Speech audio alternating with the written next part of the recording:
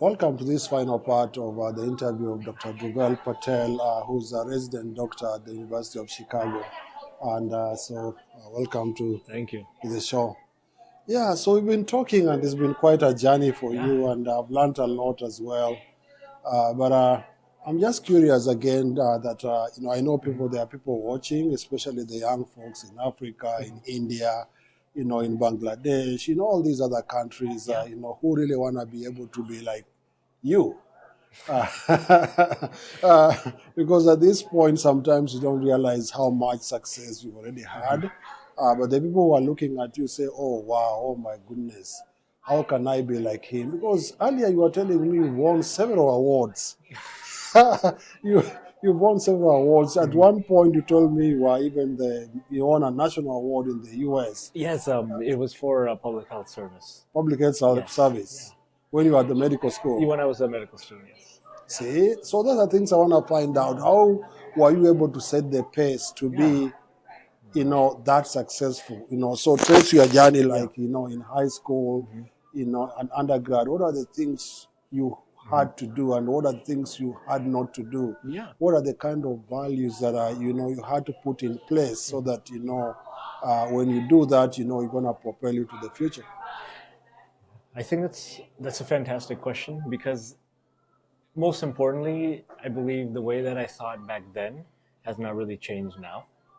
And I really think it just falls on three major domains. The first domain is that if you have the opportunities to do things, and if you feel like you can do them, but it doesn't cause any other damage and any other things you want to prioritize in your life, right?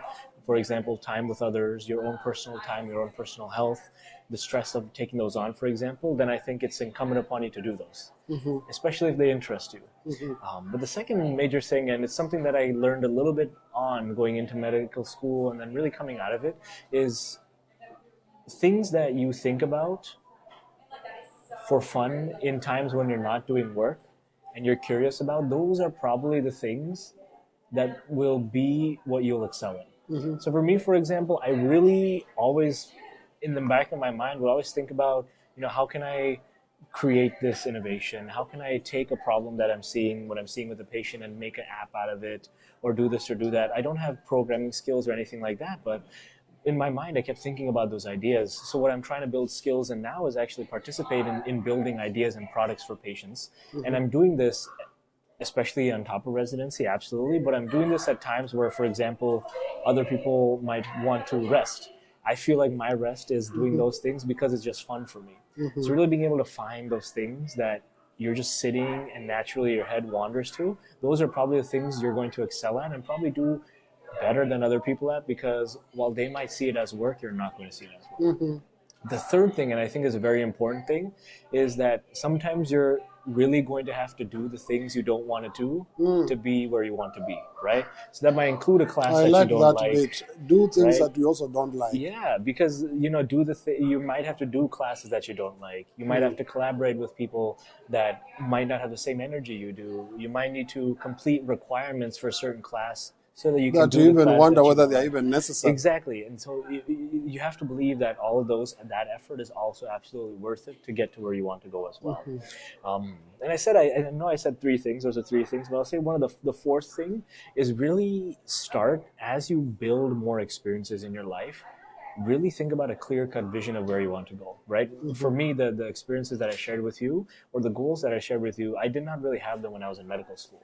In medical school, my goal was to try to be in a residency program. But as I eventually got into a stronger relationship with my now wife, my goal adjusted. It became going into a residency program that is in her city.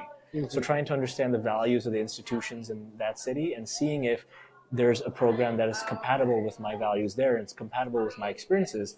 And if I'm getting close to one, maybe I need to also participate and build skills to be more competitive too. So your values might adjust, but continuously start getting into a framework of where you want to establish direction in your life, and do that. And don't be scared to do that, even if you're very young. But most importantly, don't be scared to change that in the face of new information and priorities. And I think that as you become dynamic, be adaptive. Exactly, because you need some sort of direction to pull yourself to do things on a daily basis, but you need to be dynamic in an ever-evolving world too, and in an ever-evolving life. And in combining both those things, in at least this framework, I think you will never be tired in doing adjustments.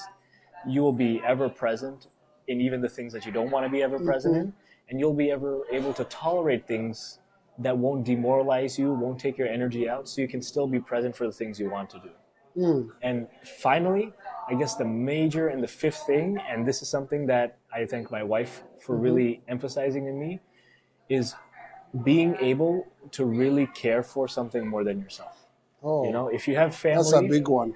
if you have family, if you have friends, and you want to make time for them, you want to go to those weddings, you only Please have go.